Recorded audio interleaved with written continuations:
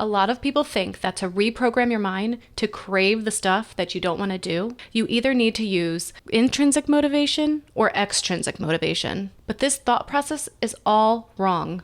Have you ever heard of the ancient parable of King Midas and the golden touch? It goes like this. King Midas was granted a wish by the god Dionysus after he showed kindness to the god's follower, Silenus. Midas, who was obsessed with wealth, wished that everything he touched would turn to gold. Dionysus granted his wish, and soon Midas found that his new power was both a blessing and a curse. At first, Midas was thrilled as he touched objects and saw them turn to gold. However, his joy quickly turned to despair when he realized the consequences of his wish. His food and drink turned to gold, making them inedible. Worst of all, when his beloved daughter came to comfort him, she too was turned into a lifeless golden statue. Midas, who had focused solely on accumulating wealth, realized too late that his obsession had cost him everything that truly mattered. And this is the fundamental problem in the YouTube space. Everywhere I turn to research how you would reprogram your mind to crave stuff you don't want to do, the experts would attack the problem from the black and white perspective.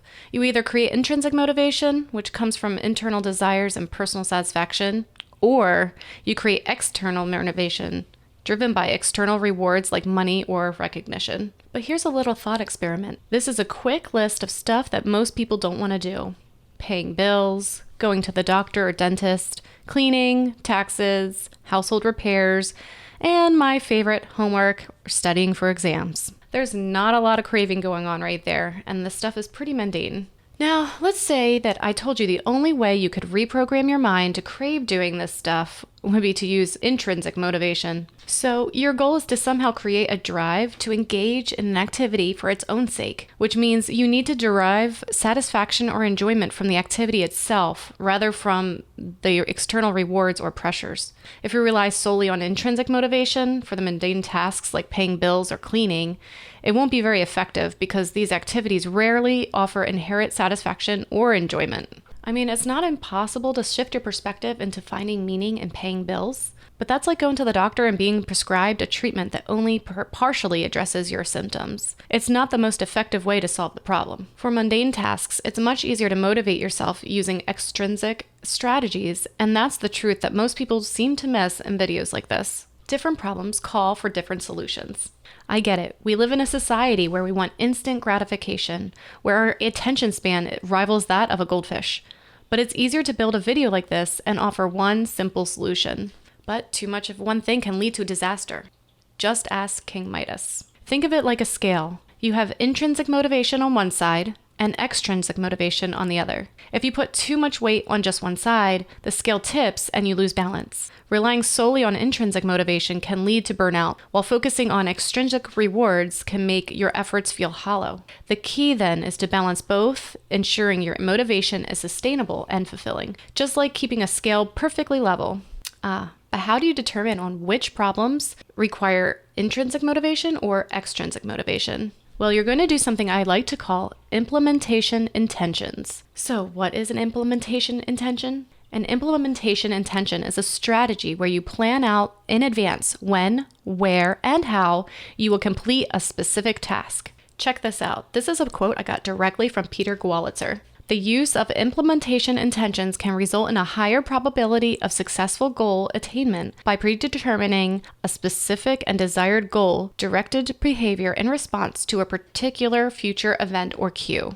So basically, an implementation intention is a mental commitment that links a situational cue. If X happens to a specific behavior, then I will do Y. For example, instead of just deciding to exercise more, you would create an implementation intention like, if it's 7 a.m. on a Monday, Wednesday, and Friday, then I will go for a 30-minute run. This approach makes it easier to follow through on your goals by creating a clear plan and reducing the need for spontaneous decision-making.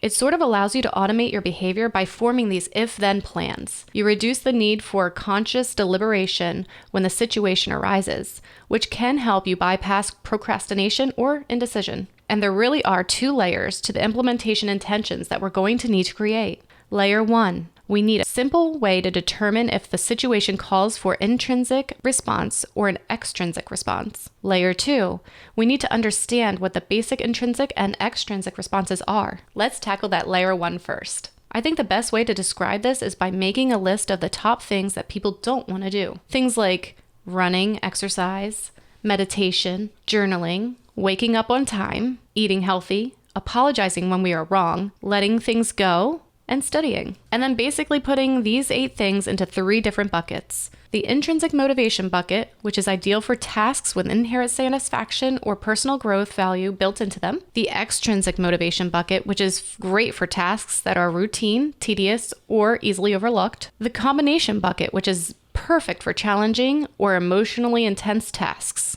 So we have 8 tasks, right? Here's how they would break down into 3 buckets. Meditation, practice focusing on breath, journaling, apologizing when we are wrong, letting things go, things that are beyond our control, would likely go into bucket 1, the intrinsic motivation bucket, because these tasks offer inherent satisfaction or personal growth value. Running and exercise, waking up on time, and eating healthy would be a perfect fit for bucket 2, extrinsic motivation, because these tasks are routine, tedious, or easily overlooked and benefit from the external motivation.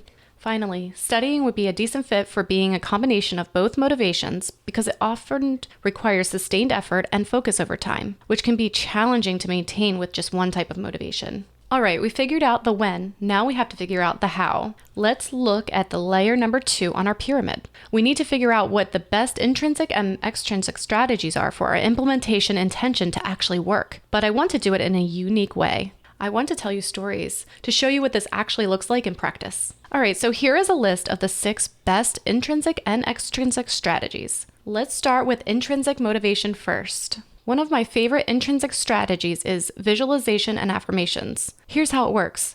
You spend a few minutes each day visualizing yourself enjoying a task that you don't want to do and then reaping its benefits. You know who's famous for this? Oprah Winfrey. Growing up in poverty, Oprah would vividly imagine herself as a successful woman hosting a talk show and living a better life. These detailed visualizations helped her maintain focus and purpose despite her difficult circumstances. Alongside this, Oprah used affirmations like, "I am destined for greatness," to build confidence and reinforce her belief in her potential. Another intrinsic strategy I love is the ability to change your perspective. This one is simple. It's all about shifting how you view the activity. Instead of seeing it as something you have to do, view it as something you get to do because it contributes to the bigger goal. This is Michael Phelps, the most successful and most decorated Olympian of all time, with a total of 28 medals.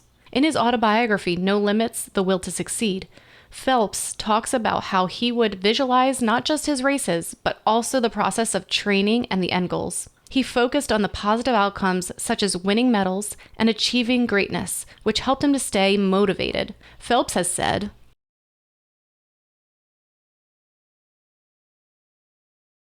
"What I love about this mindset is it really shows his ability to shift his perspective on challenging tasks by associating them with the long-term benefits of their success, rather than just the immediate discomfort. But I saved the best intrinsic strategy for last: building a new identity. This is all about believing you can change through effort." I think Arnold Schwarzenegger is a great example of this. When Arnold Schwarzenegger set his sights on bodybuilding, he didn't just set it as a sport. He saw it as a chance to completely redefine who he was. Long before he ever stepped into the Mr. Olympia stage, Arnold had already decided he was a champion. He wasn't just lifting weights. He was building the identity of a world-class bodybuilder, telling himself and everyone else that he was a future Mr. Olympia. But Arnold didn't stop at bodybuilding. He took the same growth mindset, believing that with enough effort, he could achieve anything, and applied it to every challenge he faced. Whether it was conquering Hollywood as a blockbuster action star or navigating the complex world of politics to become governor of California, Arnold embraced each new role with the belief that he could grow into it. So those are the intrinsic strategies. Let's look at the extrinsic strategies. Creating new associations. Again, this one's relatively simple. Here, we're going to combine the task with something you enjoy. I'll give you an example. Let's say you're listening to your favorite music or podcast while doing chores.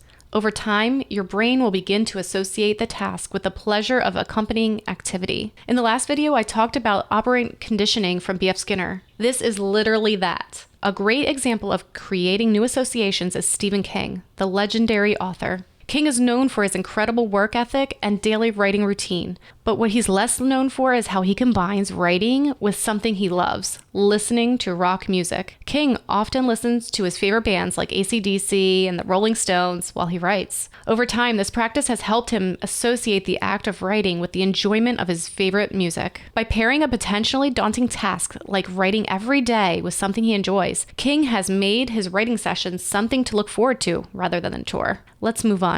Gradual exposure. Rather than biting off more than you can chew, you start with small steps. For example, if you dislike reading, start by reading just a few pages a day. Gradually increase the time you spend on the task as your resistance decreases. Have you ever heard of the Yerkes-Dodson law?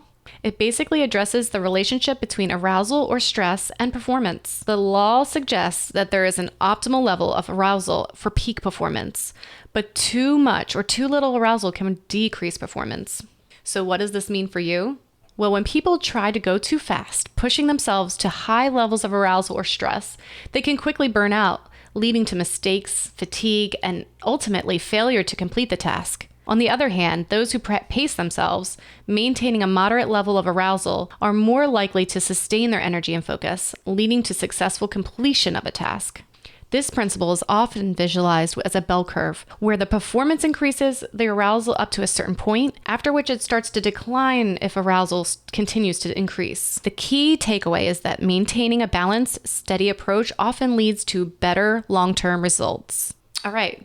But how does that tie into gradual exposure? When you start with small, manageable steps, you're essentially keeping yourself at that optimal level of arousal. By easing into a task like reading a few pages, like the example I gave you earlier, you avoid overwhelming yourself, which helps prevent burnout and keeps you from giving up too soon. As you gradually increase your effort, you're more likely to stay within that sweet spot on the Yerkes-Dodson curve, where your performance is at its best. This steady, measured approach not only makes the task feel more achievable, but also encourages that you maintain the energy and focus needed to see it through to the end. And then finally, we have strategy number 6. Biofeedback and behavioral techniques. There are 2 things I really want to talk about here: biofeedback, habit stacking. All right, let's cover biofeedback first. It's a technique that allows you to track and monitor your body's physiological responses, like your heart rate, breathing patterns, or stress levels. The idea is to use this information to create a positive association